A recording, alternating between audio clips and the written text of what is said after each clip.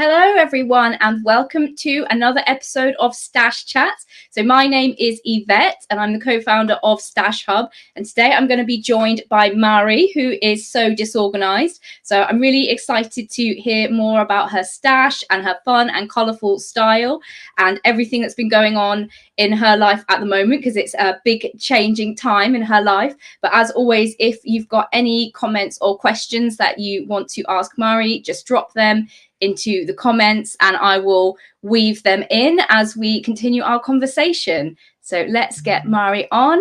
Hello, welcome to Stash Chats. Thank you. I'm so excited to be here. Like I was saying to you before, apologies if the lighting and everything and the signal is terrible. I'm at my parents' place because we're in the process of moving house and it's right in the sticks. So I'm working with like Amish technology. Hello, Natalie. Thank you so much for joining us on Stash Chats. So do you want to just kick us off, Mari, with just telling us a little bit about your sewing journey, like how you first got into sewing? Yeah, sure. So I actually remembered, so moving house, I've been going through all my stuff and I actually found the first like item that ever got me into sewing. So my sewing kind of began in a very familiar story of I'm sure I can make that. And my friend was selling these like gorgeous fur-lined hoods with like beautiful recycled fabrics.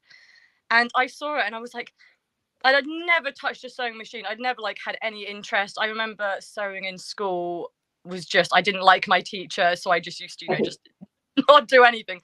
But I looked at it and I was like, oh, that doesn't look too hard. I'm sure I can make that. And then I just went and my parents got me a sewing machine and yeah, I just never really looked back. I pick up a lot of hobbies and I put them down, but sewing just had me addicted from the beginning. So how long ago was this that you first caught the bug for sewing? That was around 5 years ago. I kind of started off small. My first project was a pair of trousers that I decided I wanted to make like this really bright pink and green patterned pair of flares, which I like if I would wear them now still, like, but I didn't know anything about seam allowances. I used a tutorial on the internet. I didn't really know about elastic. So the entire waistband was just a chunky bit of elastic that had like no stretch because I didn't realize that you had to use it for that. I was like, oh, it's just waistband stability. I had no seam allowances. And as soon as I put it on, the side seam split. They were just unwear. It didn't put me off though, strangely enough. And then I sewed a pair of dungarees. Yeah. Learning experience. I like nothing like a little trauma to, shoot off a passion project. Yeah. Awesome. So what sort of things do you like to sew now? Mostly garments? Yeah, I mean, I've dabbled a bit in bag making. I've sewn the occasional toy, but really just garments. Anything. Like, I love to scroll through Pinterest and just recreate looks. And I absolutely love the fact that I can go into a shop, see something and be like, no, I can just make that. I mean, not necessarily for cheaper, but I can still make it myself better. Excellent. So you're a big fan of pattern hacking? I am actually. I'm definitely getting more into that. So I'm on a huge fabric ban this year. I will, like, this is a no shame zone, isn't it, for stashes?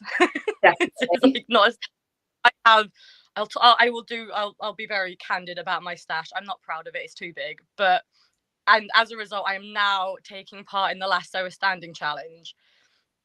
And because loads of patterns are going to be released, I don't want to buy the patterns. Like, I'm trying to do a complete ban. I'm this year going to be doing a lot more pattern hacking, because if a pattern gets released that I like, I'm going to be like going into my patterns and be like, okay, how can I hack a pattern that I already have to make this pattern? And I have been doing a bit of pattern hacking more in the like recent years, and I just love how versatile, like, you know, you can get so much more money's worth out of your patterns just by hacking them. Yeah, it's Yes. definitely going to be this year, but this is a year for pattern hacking. Yeah, it's really cool as well, because it means that then you're not limited by like the pattern that is available. You're not there like waiting for someone to, you know, you're like, oh well, I want a big collar and a gathered waist and I want this and this, and you're like, actually I have got all these bits separately, but I'm gonna bring them all together. Because some, like, there have been patterns released before that I've looked at and in my head gone, I can definitely hack this pattern to make this, but I've still gone and bought the pattern just because I'm like, oh, it's just already there for me. Whereas this year I'm going to be like, no, if you think that, do it. Like, instead of just, yeah, taking, not necessarily the lazy option, because I do love following a pattern, but just, I think thinking outside the box a bit more and just being a bit more creative. Yeah, engaging the brain. I think one of the really good things about pattern hacking though is like, if you've got a pattern and you've already made it before and you know that it fits, it's like you can just then change the way that it looks. Yeah, I love that when you get like the perfect fitting bodice. And yeah, I love is it, oh, I can't, like, Puff and Pencil. I think that I love the way they do it, that they just interchange like the pattern pieces, because not only like is it just a really good form, it does show to you that you really can do anything. Like, if I've got I can't remember what the pattern company's from, it's like a small pattern company, but they do like an entire booklet of different sleeves, like every kind of sleeve you can think of. And yeah, like down to like mutton sleeves and giant bishop sleeves. And I really want to actually use that to just create everything, because I'm like, I hit 30 and I think I've gone through a bit of, not a midlife crisis, but I want everything colorful and more voluminous. And I'm like, no, I need everything to be bigger and more grand and just a bit more in your face.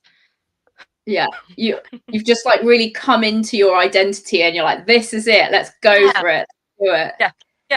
Like, I hit 30 and I pinpointed my style. I like my 20s was a journey of trying to figure out what my style was and flitting between, do I like natural colors, do I like florals, do I like prints? And I swear I hit 30 and I was like, style, eclectic toddler, dress like that. That is what it is, and that is what it's going to be, and I'm so here for it. Excellent. So that links on to Natalie's question. So Natalie says, what's your favorite thing you've made? Is it possible to pick a thing? Gosh, I have a few, but I think one of my favorite things is I made this multicolored long-haired faux fur coat, which when I go out, I feel so extra. And like, I went because I wear glasses most of the time and I have prescription sunglasses, and if I don't, when I go out, if I don't have my normal glasses, I have to wear my sunglasses because I get overwhelmed. And I went into like Tesco in my multicolored faux fur coat and sunglasses on, and my sister was like, you look like you think you're a celebrity. And I'm like, yeah, no. I'm okay with that. People are there just taking pictures of you just in case. Yeah, just in case, like, I saw this person, who could it be? But like, every time I wear that, guaranteed I will have multiple people like, can I try on your coat? And I'm like, yeah, yeah, everybody needs a taste of like this luxury that is this coat. Like, my house looked like I'd massacred a Muppet after I sewed, but it was so worth it. Was it It really was amazing. to sew as well? It wasn't actually as hard as I thought it was. I really psyched myself out beforehand, because I've sewn a few faux fur things now, because it's actually one of my favorite fabrics, not to work with necessarily, but I just love how it turns out. And I think as long as you trim the seams and you make sure that you like trim enough that you're just sewing the trimmed fabric, and then you brush it out afterwards, it's not actually that bad, because it's quite a stable, sturdy fabric. So when you But say trim the seams, do you mean like you trim down the fur so that it's trim down the fur just to make sure that it's like similar to when you're sewing sequins, you cut off the sequins and like the seam allowance. yeah. And once you do that, like I said, because it is got a similar to like a canvas type background and it kind of sticks together because of the fur, like, if anybody wants to sew faux fur and you're really intimidated, give it a go, because it is a lot. It seems a lot worse than you think it is. I promise you. I guess as Like, well, when you've brushed all the fur back, you can't really see the seam anymore because all the yeah, fur's yeah, over it. yeah. That is the thing. If you don't do that, it does look a bit messy. But as soon as you brush it over, you can't see the seams. And I love that as well. It kind of does give it like this seamless feature, which Yeah. But I've made a lot of stuff that I love. But I think for sheer uniqueness, that has to be my favorite. I used a Lady McElroy lining. It's a lawn, but it kind of feels a bit satiny, and it's got like giraffes and trees on the inside. So I love that the inside is just as beautiful. Yeah. And I'd say that has to be when I feel like the first thing that comes to my mind when I think of my favorite things that I made. So Sue says, where have your favorite fabrics come from and what's your favorite type of fabric? Gosh, I'd say rainbow fabrics. I do get caught up in the hype of that a lot. Well, that's going to be a hard one for the fabric ban, just because I love like the fact that it is very limited stock. But I'd say for unique fabrics that you're not likely to get elsewhere, I love Simply Fabrics. They have a lot of Italian check cottons, which I love a lot. Like they have, I think you had that rainbow check. Was that Yeah, from them? the linen one. Yeah, Yeah. yeah, yeah. And I've got some. I was going to show my fabric later, but this was my this. Oh, where is it? I've got my box of fabrics here that I bought. But yeah, this was my last fabric that I bought before my fabric ban, and it's like this beautiful crinkle cotton. And sorry if anybody doesn't like swearing, but I kind of that sold it for me. Yeah, So yeah, they just do such a beautiful range, and Fabric Godmother as well. Yeah, I find that they do quite a lot of unique, colourful dead stock prints. So yeah, just really, really anywhere that sells unique, colourful fabric that you can't really get en masse. yeah. That's where I would. Yeah, I found just like going into ready to wear shops recently, and I don't know if it's just because it's the winter, but I was just looking around and I was like, man, everything's so boring. Like, there's nothing that's absolutely wild here. That like, I'm just like, I was saying to my sister earlier, I was like, why is it that when you become an adult, people think that your clothes have to be so boring? Because, like, being part of the sewing world, I see all these amazing, beautiful, colourful designs. And then you go into the shop and like, don't get me wrong, if that's your style, then that's fine. Like, I went through a phase of loving beiges and neutrals, but I feel like there should also be for those people who are like, I want to dress a bit childish. I don't want to dress, in office wear and browns and, whites and creams. And it's like, yeah, I see like some of my kids' clothes and I'm like, that's so cool. Why isn't like in the light up shoes and that? I'm like, why isn't adult clothing that fun? yeah, why can't you just get a t-shirt with a giant shark's face on it or something? Like, come on, we need the I actually glittery. have a giant shark. I actually have one of them. But I don't know. I think that's kind of it is a bit sad because I tend to dress. I spent I had to leave like my dream job bootmaking to become a stay-at-home mum like for the past 3 years, and it hasn't been easy. It's been hard having to take that huge step back and kind of. I'm a very social person, so having to be a bit insular that comes with being a stay-at-home mum.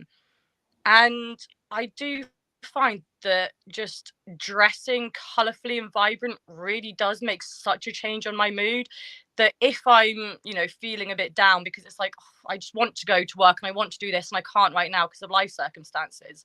If I get dressed up in bright, colourful clothing, I instantly feel happier for it.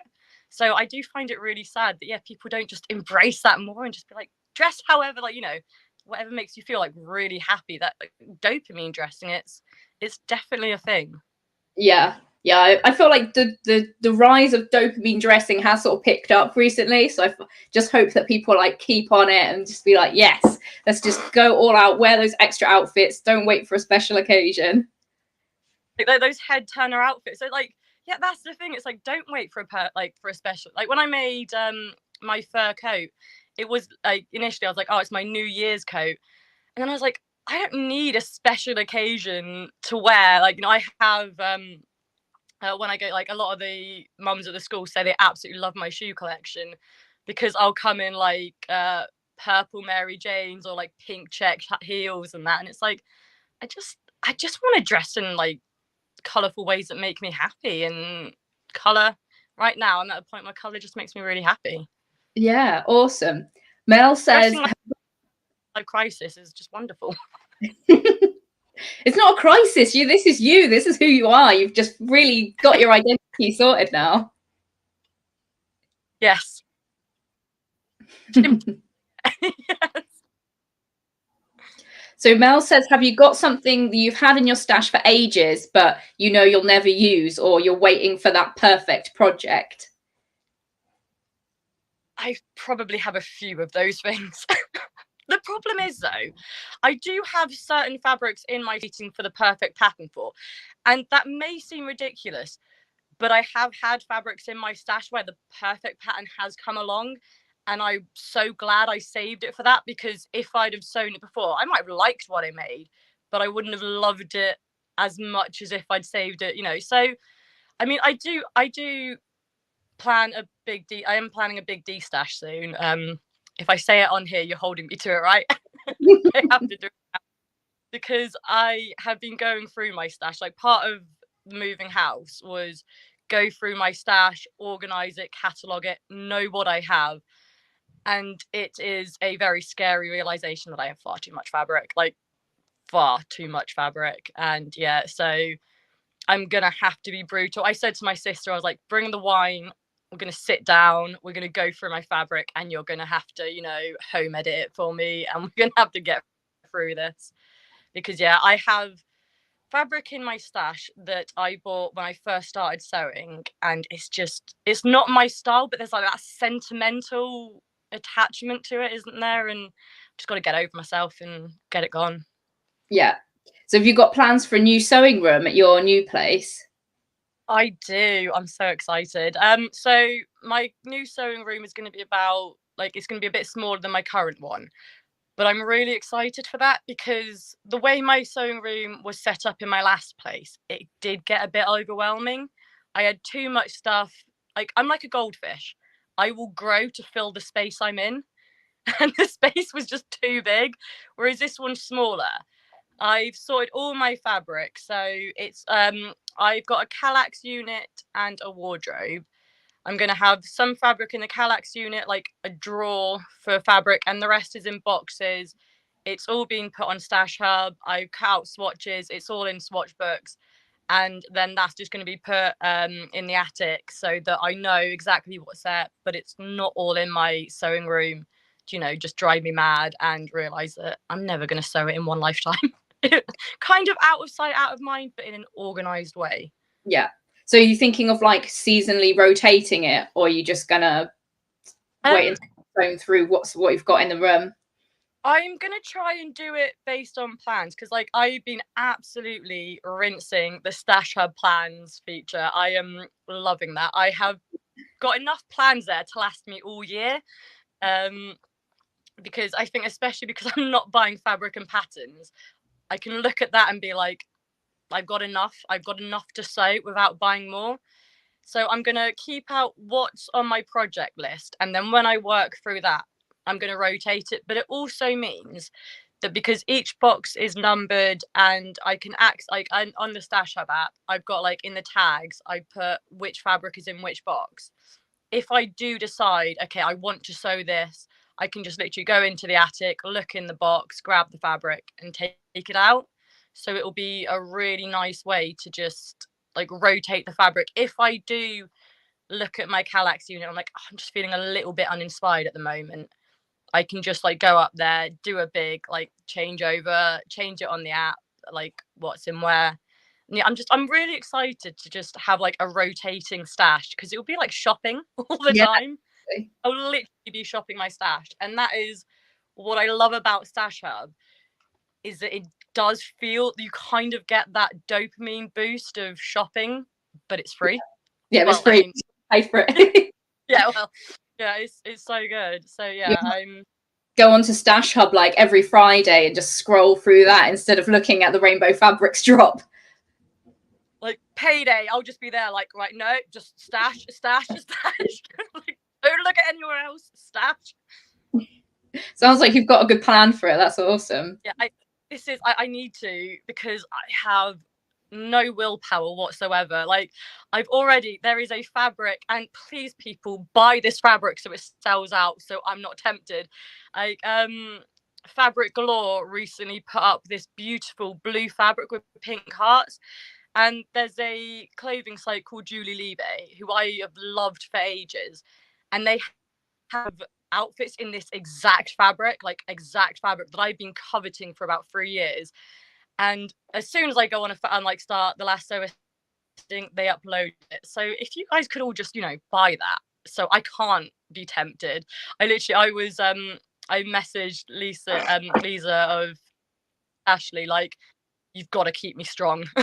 Like, I'm gonna cave, you've got to keep me strong, because I can't in the first month of last sewer standing. Yeah, nobody wants to be the first one to go out today. So, yeah, so shall we chat a little bit about last standing?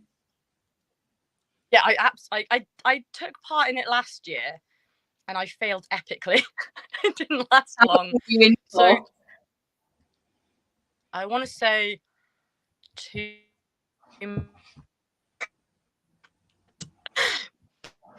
months, but then I discovered, like, I always knew power mesh for swimming costumes and that, but then I discovered you could use it for like actual garments, and I was like, I don't have any power mesh, and I really want to sew with power mesh. So like, I ended up buying a few, and I've only sewn up one, so that's not too good.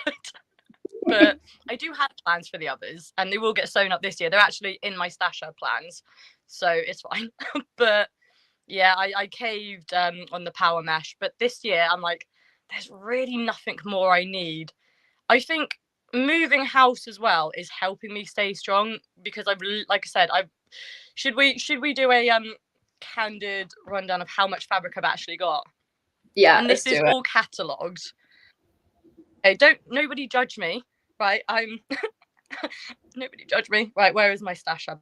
I've got my iPad, so I can okay, big breaths, because this is scary. Okay, I have over 1,000 meters of fabric in my stash, and 430 fabrics in total. Nice. So yeah, I was shocked, but not all of them have been brought. I went through a phase when I first started sewing of buying like job lots of fabric. So like I said, I am going to de-stash a lot of that, because a lot of them are from the early days. And then my friend's mum used to sew, and I went up to visit her, and she was like, "Oh yeah, my mum doesn't sew anymore. Do you want her fabric?" And I went into the room, and there were like 5 big containers of fabric. And my sister only had a little mini at the time, because we were just up visiting, and she was like, "Well, you can have as much as you can fit in the car." And yeah, like we drove all the way from Bradford back to Lyme Regis with her not being able to see out the back window. Because she was like, "I can't cram in anymore." I was like, "You need to cram in more."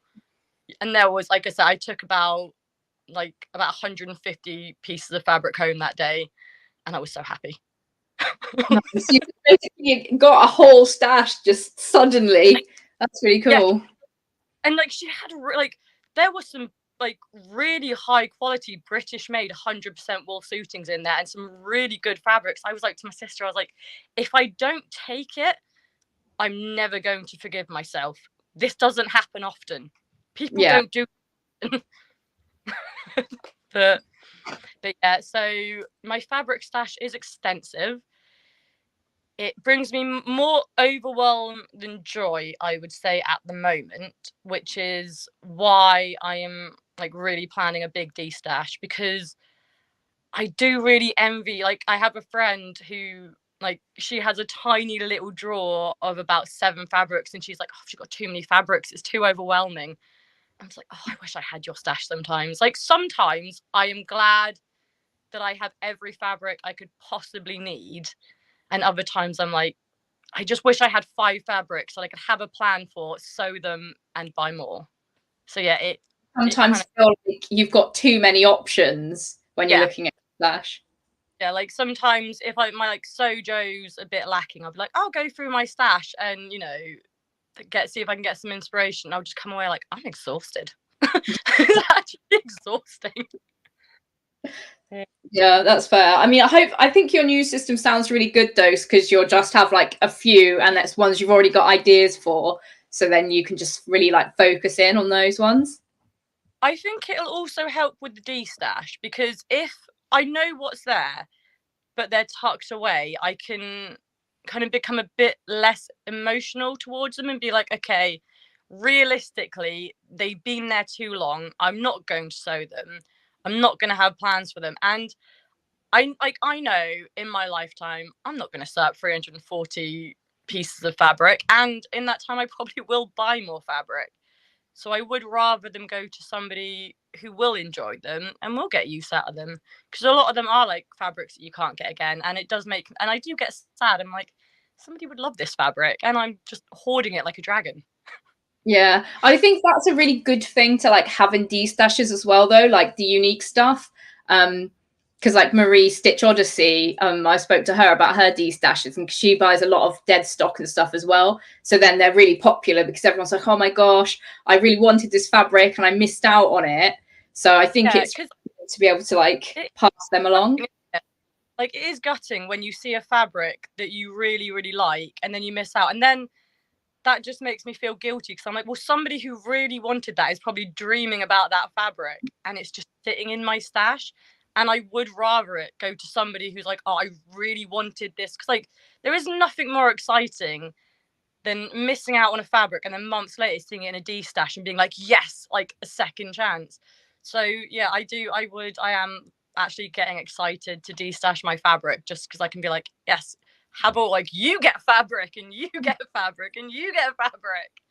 And like you can get a dopamine hit off like as if you were using that fabric, but also you don't actually have to sew it. Like someone else is going to do that bit. And then somebody's going to sew it into something beautiful. I'm like, damn, I should have kept that fabric. So yeah, if you could just send me that dress that you've just made, yeah, thanks. Yeah, so I didn't mean to de-stash that fabric. So yeah, just send me that dress you made, and we'll just call it even. Plan. So I'm just going to check my questions from Lisa because Lisa sent me loads of questions. She said, "Are you going to rename your account to So Organised rather than So It always makes me laugh because several people, because bear in mind, I only show you, the less messy parts of my sewing. Like when people are like, oh, you don't suit the moniker so disorganized, you're so organized. And if you saw the background of the photos that I shared, you would completely change your mind because it is literally like I'm just pushing all that mess to the side to create like one tiny patch. Like my partner's always like, always amazes me how you make your backgrounds look so professional and good. I'm like, yeah, I know. It's just because you can't see the behind the camera. Or of shoving. Yeah, like because I am so disorganized, I am a big fan of anything that can keep me organized. Like that is why like Stash Hub, like you have honestly, I've tried Trello, I've tried spreadsheets, I've tried everything, and it's only really until you brought out Stash Hub that I was like, actually this is an app that can keep me organized and keep me on track. Because a couple of years ago my sister had somebody tell her that they think she had ADHD, and then she said to me, I think you have ADHD. And I was like, no, I don't. I don't. And then I started looking into it. I was like, oh my God, I think I have ADHD. And it was like some like mind blown. But like stuff like Stash Hub and that, it really does help me because if it's just in my brain, well, it won't stay in my brain. Like if I think of a plan and I don't write it down instantly, then I won't remember. Like my notes app is vast. I have about 50 folders, and in those folders, like hundreds of notes, because if I don't put it down on something, I will forget about it in an hour. So like having Stash Hub where I can put my fabric, know what I have, and put my plans on there, and I will forget what my plans are, but then I'll go back there and remember and be so excited again that yeah, like I look organized, but that I try a million different ways to try and be organized because my brain is just chaos. Yeah. So it's not like you're not so disorganized because you're just not trying. It's more just the personality. It's like your essence is just a little chaotic, but you've got your ways to address it. Yeah, That's good. like yeah, I am pure chaos, but I'm learning to manage it. Excellent. Right, what else does Lisa say? She says, how did it feel to get back to sewing after a 1 month hiatus? So good. I was really worried that I'd have a month. I had like this irrational fear that I'd take a month off and then suddenly I'd lose. Like I feel like, oh, I don't want to go back to that now. Like, and actually, I've been just like complaining to Leah, my other half, pretty much every night. Like, I want to sew. I want to sew. Why can't I sew? I'm so and like I made I've got like I've even got like a little organized box here, but that's probably because I'm moving and my life is in boxes. But this was like this is what I sewed last night. They've got to be finished. Oh, I love them. Wait, where's the camera? That I made these last night. They're a pair of closet core plateau shorts, and I thought I'd start off easy and just like ease myself back into it. But it felt so right. Like just sewing something up and using my brain and using my hands and just blocking everything out. Yeah, I really missed it, and I didn't realize actually quite how much I needed it. Like, yeah, it's been lovely. That's really good. That's how you know you're like onto a winner with a hobby, that you're actually like missing it when you're not doing it and like feel really at home when you've got it to do. Yeah, like my dreams have pretty much been like the scene from Titanic where Jack paints Rose, but it's just been a sewing machine. It's like, yeah. No, it's yeah. I'm glad to be back doing it, and I'm so excited to be in a new space. And I've got so many plans this year of like what to sew, content to create. I want to set up my sewing room like a proper little studio so I can do like YouTube videos. Honestly, it has been nice taking a month's hiatus because what it's given me time to do is plan and just think about okay, content I can create, outfits I can create, and it's been a nice step back to actually like really get my sojo going, get me excited. And yeah, I've actually I think it has been a good thing, but I'm glad to be sewing again. Yeah. Yeah, you definitely have to give us a tour of your new sewing space as well. I feel like everyone loves to see how like a sewing space is set up. Because we've always rented, we've never been able to decorate, and now we've actually got our own place. Like I was like to my partner, I was like, the house is going to be colourful. Like Builder's Magnolia can sod off. Everything is going to be so bright. Like I've got grand plans, and I'm so excited to share with you all when I'm finally there.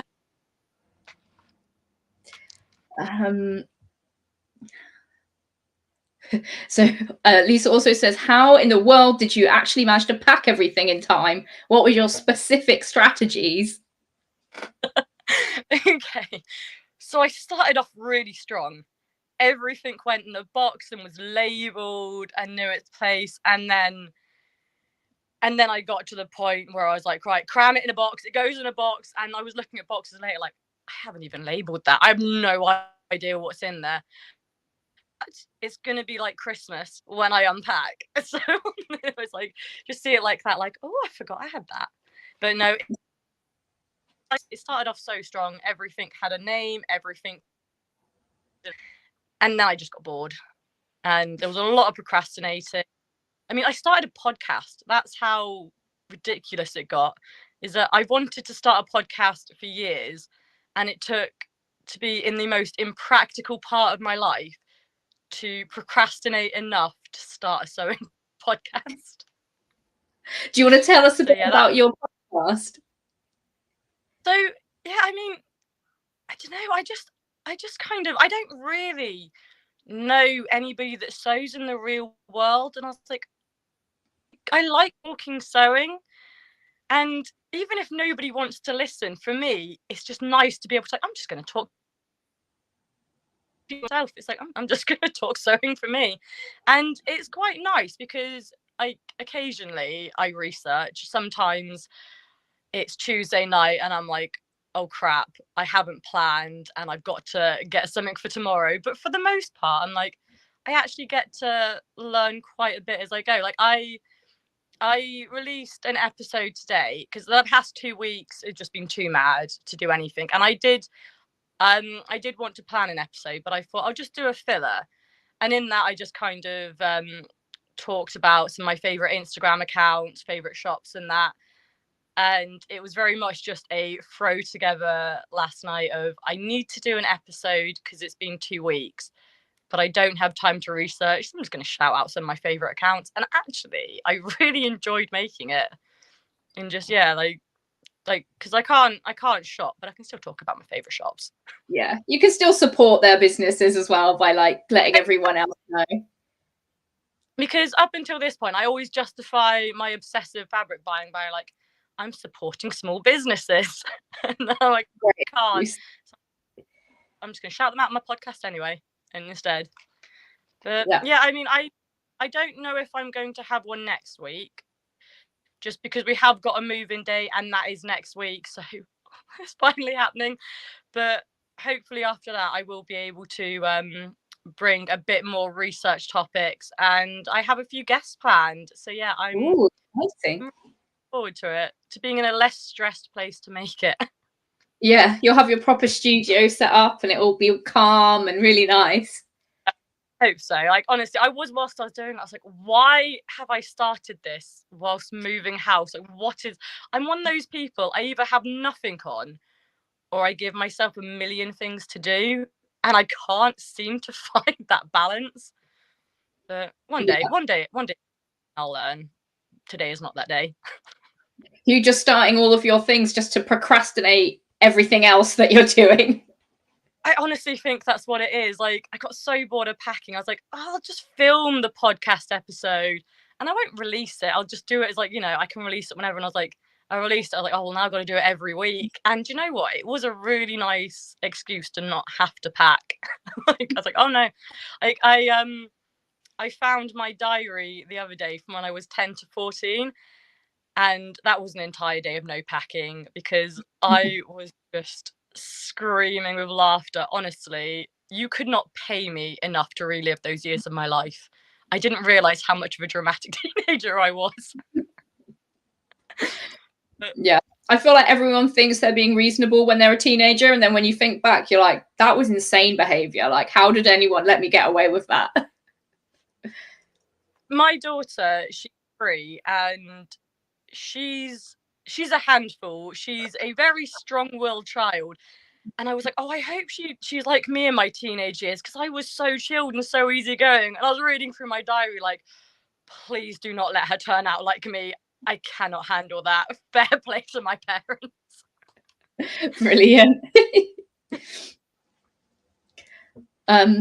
Mel says, have you heard of the virtual sewing room? It's like online chatting and sewing together. I haven't, but I love that, and I would definitely check that out. Like I live in Cornwall, and I don't know, it just seems to be a really like lacking Cornish sewing community. So yeah, any reason or excuse to just chat sewing and just have that. Because I'm a stay-at-home mum, and we moved to Cornwall 3 years ago, like during the massive COVID. So I didn't really have much chance to get out and speak to people.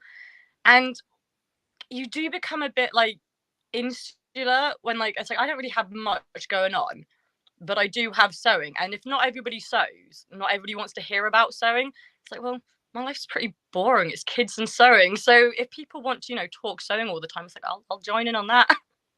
Yeah. So I will definitely be checking that out. Thank you.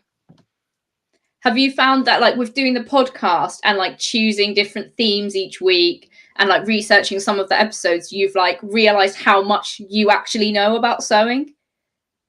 Yeah. Yeah, it's quite nice when I can, like, because what I tend to do is I write up my notes from like my knowledge and then I do deeper research.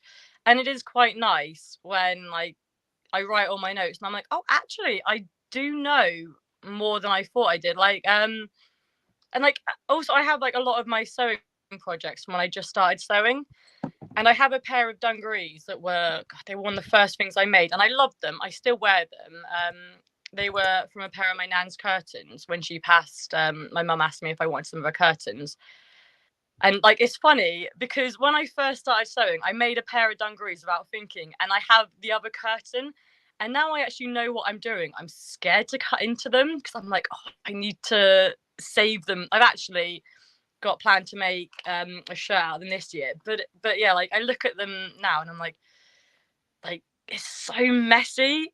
But back then I was so full of like newbie confidence that now that I know what I'm doing, I'm like, oh, I think I know less than I did when I Yeah, first started. you know all the things that can go wrong, isn't it?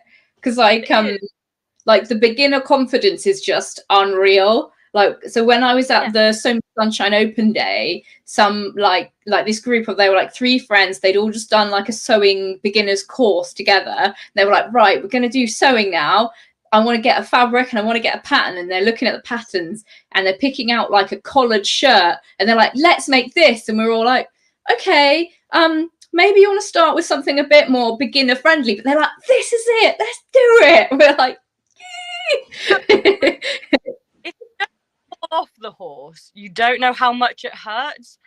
And I think that's so much, it's like, yeah, like like back then I had so much confidence, but now I know that I could potentially ruin it beyond repair, and that's terrifying.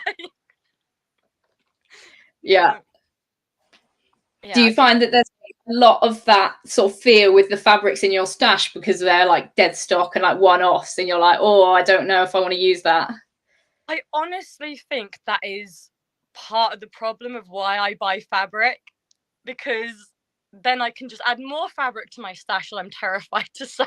And there's no logic in that, but my brain like somehow makes logic in that. But I'm excited this year. Like I've decided, like, and the thing is, I have to keep reminding myself toiles are an option. Like I don't have to completely because like I have this huge thing where like if I make a toile, it has to be a wearable toile. And if it's a wearable toile, it's not really a toile because you're expecting to wear it at the end. And this year, I really want to focus more on like fit and construction and know that it's okay to toile and it not to be wearable and it to just be recycled at the end of that. And I kind of like, I need to get my head into that because, like I said, like when I make a toile, it's never really a toile. It's just in a fabric I'm less passionate about, but I still really want to work. Yeah. There's something really freeing about like a non-wearable toile because you can like cut it and like make adjustments actually on it, and then you know if Yeah. those adjustments are going to work out because you've actually Yeah. done them. Like my favorite thing to do is that I often need to do like a full seat adjustment. So if it's like too tight, I'll just like literally just like cut it open across the butt, and then the amount that it like naturally spreads by, I'm like, right, that's how much I'm going to add it and see how that goes. Well, like a friend of mine, she recently did the tin foil method, like where you just like bunch up, like you wrap up a load of tin foil and you like shape it around your body to get the curve. And she said, like, yeah, she's not had a pair of trousers not fit her since she's been using that method. And I'm like, that is genius. Like, 'cause, like I get a lot in the front, not so much in the back. I haven't really got a lot going in the back, but in the front, I get like a lot of this like really weird, like poochy kind of bagging at the front where it needs to be taken in, and it just adds so much front to my outfit. But it's something that I do and then never fix and accept. And I'm just like, this year I'm not going to accept the frumpy pooch, I'm actually going to make an effort to make those trousers fit, because it tends to happen more in like elastic waists, but it does kind of make it look like I'm smuggling a watermelon. And I'm like, I don't know why. I know all this stuff about sewing, and yet I accept like the ill-fittingness of some patterns, and I don't need to. Like, I might as well be buying ready to wear I'm going in with that attitude. Yeah. Also, I think it's good to remember that like sometimes it's like fine just to give up on a pattern. Like some Yeah. patterns just like don't work, and like you can try and fit it and it just never works out. So you just sometimes it's good to just like move on. There's so many patterns in the world. I think my last terrible experience, and it was partly my fault, was the Fiber Mood Hunter coat, and I had it A0 printed, but they've recently added seam allowances to their A0 patterns. They hadn't before, and I didn't realise that the one that I had was pre seam allowance on the A0. So I cut it all out, cut all the fabric out, could not figure out why the welt pocket wasn't working and what was going wrong. I had so much stress. Like, and because all the patterns, like I got it A0 printed so I didn't have to trace. They were all overlapped, so I had to trace anyway. It was an absolute disaster from start to, I say, finish. Like, the whole point of A0 is so you don't have to trace, because I hate tracing. I hate it. It's just the worst. I don't mind taping together a PDF, because I find it like you can sit in front of the TV and do it. And like same with an A0, like you can just cut it out. But it just caused me absolute trauma. Like I have a friend who sews, and I was just voice messaging her the entire time, like, this is just, I'm hating life. I just want to scream. And in the end, I was just like, you know what? I don't have to do this. Like, if this is this enjoyable before I've even this like horrible before I've even got to the sewing stages. Like, so when I tried to sew, like I got hardly in. I was like, I'm not going to enjoy wearing the coat because I have like such this negative attitude towards it already. So I just ended up like using another pattern, and I really enjoyed it. And it's like a beautiful pink wool coat that I love and I wear all the time. But I know if I'd like stuck it out and like fought through it, I would have just hated it and worn it and just been like, oh, this just doesn't feel right. Yeah. So yeah, I've definitely done projects where afterwards, like even though like I kind of fixed it and it turned out okay in the end, it's just got like the stank of that like horrible making process on it, where you're like, no, although like look at it and think it looks great, you'll be like, oh, but this went wrong, and I know this looks wrong, and if you look at this bit, it's just a wonky, and yeah, you just like I'm really trying to, I'm not a perfectionist at all.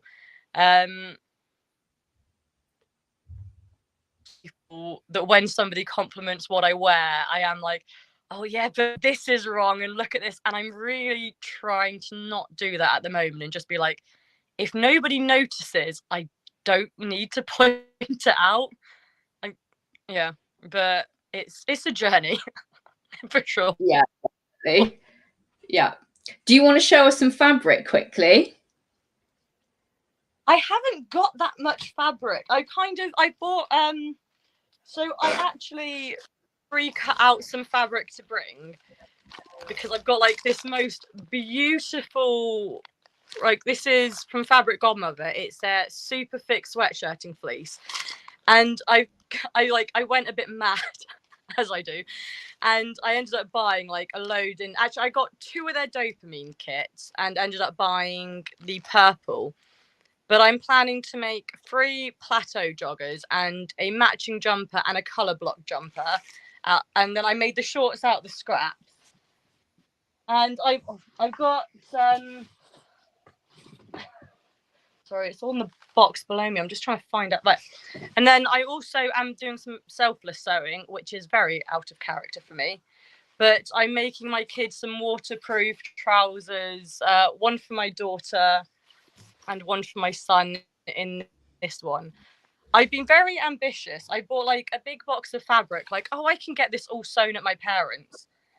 And I don't think I will. But yeah, I think most of my fabric is actually in storage at the moment, which I'm very sad about. but I'm very excited to be able to get it out and organize it at the other end. Like, I've got I've got the fabrics that are going to be kept out. Like I said, it's all on my stash hub. It's all there, so if I forget, I know exactly what I'm going to get out. But yeah, it feels weird to not be able to just go up into my craft room and just drown myself in fabric. You know, like, instead of like eating my problems or drinking my problems, I just bury myself under a mountain of fabric and hide myself from the world. And at the moment, stress, it's like, I miss my fabric mountain. Oh, those all rain overalls are going to be so cute, though. I really wanted to make a pair for myself, and then I was like, be selfless, get it for the kids instead, and make it for the kids. And if there are any scraps, then I'm sure I can do something with it. But like, the kids need waterproof, and I have to pair it. Sorry. Like, I have you've got to, anything? You go. Yeah, so carry on. I was going to say, if you've got anything left, you can make yourself like a little waterproof bucket hat or something. Amazing! I didn't even consider that. Thank you. That is amazing. Yeah, that is going to happen. I didn't even think about accessories. A waterproof bucket hat would be amazing. I do have an entire drawer of homemade bucket hats, because I've got, like, I'm in the summer, like, that's all my scraps go to is just masses of bucket hats. So yeah, that is a really good idea. Are you trying to, like, you're trying to pack for a trip and you're like, I'm going to just bring, the matching bucket hat for this outfit and the matching hat for that outfit. And oh no, now I've got like 7 hats in my suitcase. It is definitely a thing where, like, because I tend to make bucket hats out of the scraps that I already make. So I do have a bucket hat for, like, I'd say about like 70 of my outfits. So yeah, anytime we're going away, it's like, okay, but I need to have my matching bucket hat. So otherwise, it's just not an outfit. Like, I'll go out in an outfit with a bucket hat. My partner's like, it's raining. I'm like, it's an outfit.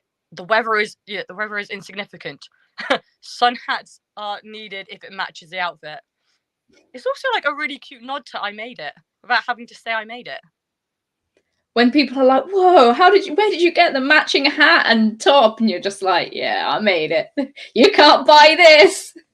And then they instantly turn around like, oh, can you make one for me? I'm like, no, you can't buy this. Yeah. I was like, oh, how much would you sell it for? And it's not for sale. No. Do you get that a lot? People asking you to make stuff? Yeah, most of actually, like, do you follow Can You Sew This For Me?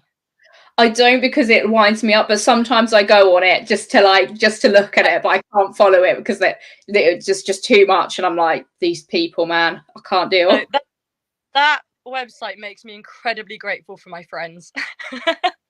Yeah, they are, like, I had a friend ask me if I could make her a jumpsuit, and I did definitely, like, she's been my friend since about 4 years old, so I definitely did undercharge her. And when I did say the amount, she was like, oh, that's a lot of money. And I was like, well, I have to do this and this and this. And you're like, oh, okay, no, that's absolutely fine. Don't charge that. And then I made it. And yeah, but like, most of the time, like, I did have my sister the other day. I whipped out my sewing machine for the first time, and she was like, oh, can you just take in these trousers? Like, I'm gonna sew for myself first, and then we'll talk about your trousers. But right now, this is all about me. So no. like, are you actually kidding me right now? I've had a whole month of no sewing, and now I'm not. Telling you how excited I am to sew because I haven't sewn for a month, and you instantly whip a pair of trousers out of your bag, like, oh, I need these taking. And it's like, no. I will do them, but not yet. Don't get a time limit, because I'm sewing for me first. Yeah. Yeah, my mum asked me to make her this jumpsuit like a year ago, and I still haven't even cut it out yet. Maybe by the summer. Yeah, like, you might get it for your birthday in 5 years' time. Yeah.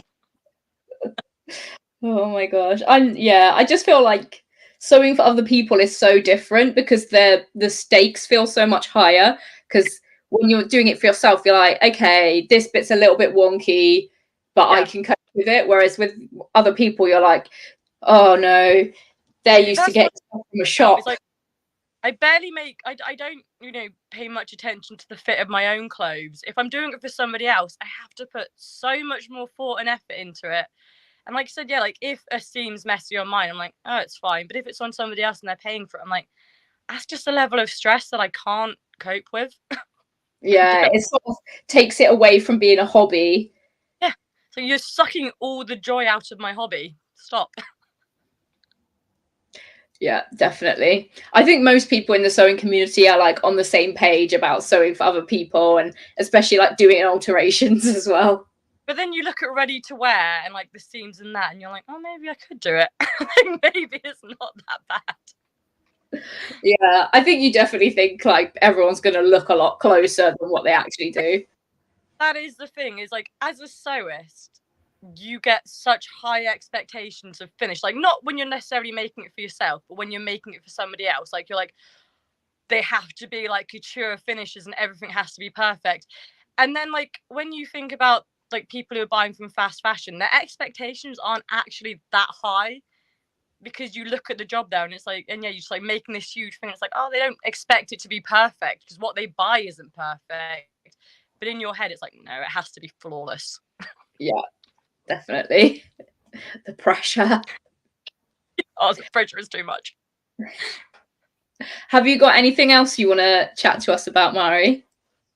I don't think so. Like, I don't really have much fabric, and I've already shared my shameless stash with you. I think that's great. I think already we've had on other guests as well that have got you beat in number of fabrics. Oh, that is so validating. I'm so glad about it. Because I was looking at mine, I was like, oh, it's going to be so embarrassing. Do I just pretend I can't see my stash up? But I was like, no, I'm going to be honest. I got to be brutally honest. And I'm glad that I'm not the worst. Yeah. Well, when we had Lisa on, she's got like 680 something fabrics, which is obviously why she had to start the last sewer standing. The time, and she never told me that. I know she has a big fabric stash. I didn't know it was that bad. I'm coming for you, Lisa.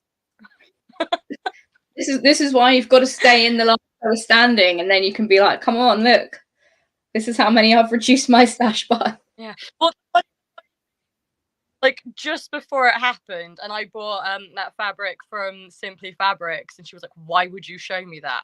Don't do that. I'm like, well, we're all struggling here. But I have been like, sure, like you're gonna have to mentor me through this, because like it's like going to rehab. I need counseling. I can't handle this on my own. Like, hi, I'm Mari and I'm a fabric addict. It's the truth. I think that's why it's such a good idea for a challenge, because everyone's doing it at the same time and like they can all support each other. Whereas I think if you just do a self-imposed fabric ban, it's so easy to be like, oh, well, I'll just do just this once. I'll buy something. I think that's the thing, isn't it? It's like, oh, just on this one occasion, and then you're like, oh, well, the fabric brand's already broken. I might as well buy these other fabrics. But it is a brutal challenge. I mean, like, Lisa is a sadist for making this challenge, but I am glad she did it because I need it. Yeah. I need that external accountability. Yeah. I mean, I think she basically just made it for herself because she needed the accountability. And now she's got like over 100 people joining in. So clearly it's not just you as well that needs to stop buying fabric. I think there is something so validating about knowing that like everybody else has poor fabric impulse control and that it's not just you. But I'm not, it's a one of a kind dead stock fabrics that I find really tricky, like, because you know that once they're gone and you've missed your chance. And like, I'm just gonna have to, like, the words of like the Love to Sew podcast keep coming into my head. There is always more fabric, and next month there will be a fabric I have to have, and I've just got to get over it. And like the following month there'll be another one that I just have to have, and if I keep giving in, it's just so unsustainable. Yeah, well, because I was thinking about this when I was on the Biscuit Tin podcast with Jess and Sam, and we were talking about this and like how there's always more fabric, and I realized that it's actually like a more courageous decision to choose like not to buy that fabric, because if you don't get it, then you can like never have it and you can never sew with it. Whereas if you order it, have it in your stash, it doesn't matter if you sew with it or not, but you have it still as an option. But by not buying it, you've removed that option. So you kind of have to make a definitive decision if you're not buying it. Yeah, like I go through peaks of like I said, the fabric galore fabric that I really want.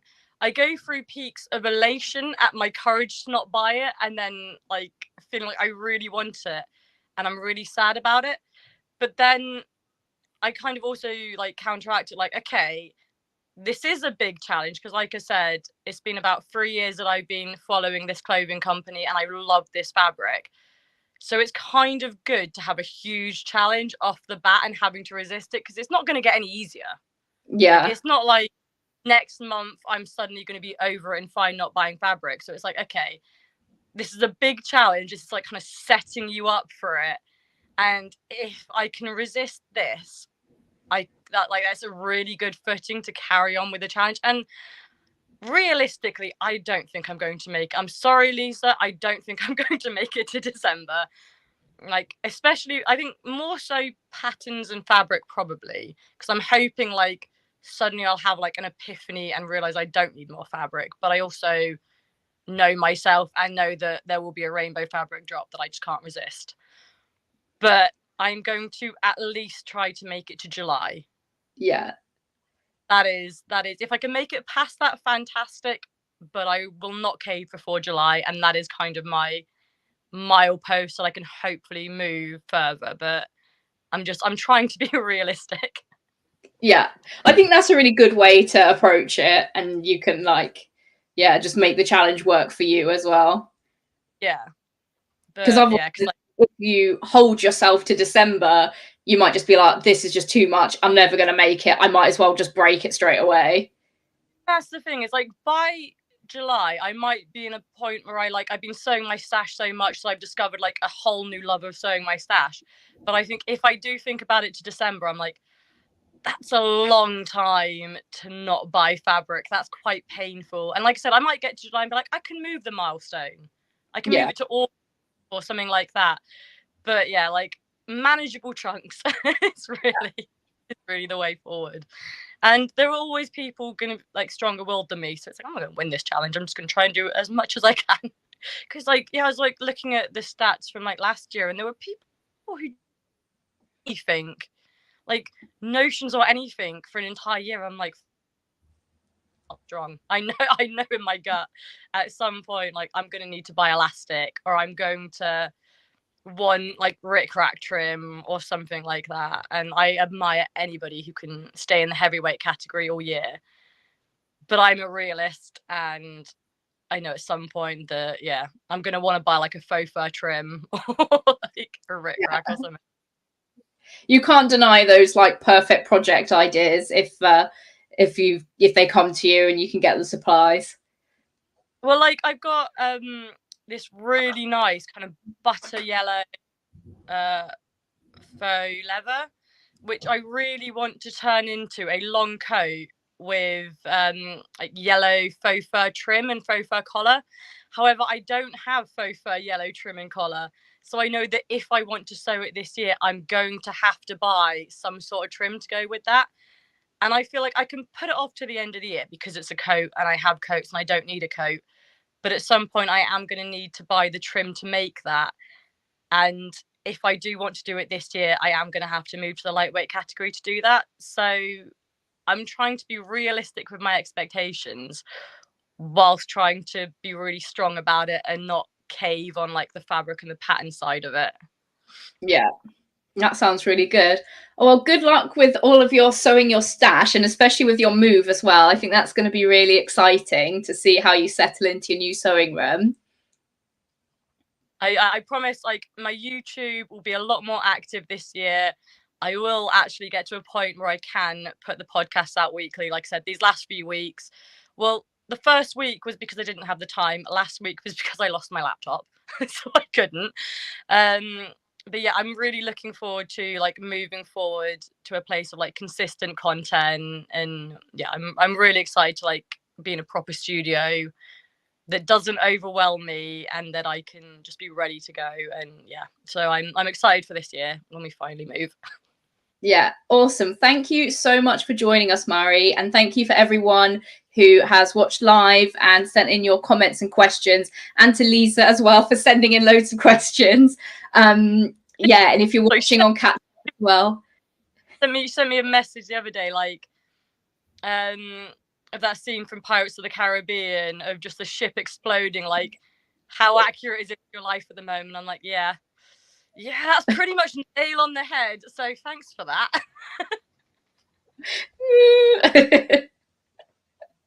But yeah, next week I'm going to be chatting with Tamlin, who is Sewn on the Tyne on YouTube and Instagram. So I'm excited to hear about her stash and sewing story as well. So hopefully those of you can join us next week as well. So we'll be 8 p.m. next Wednesday, the usual time and place. So yeah, see you guys there. And thank you so much, Mari.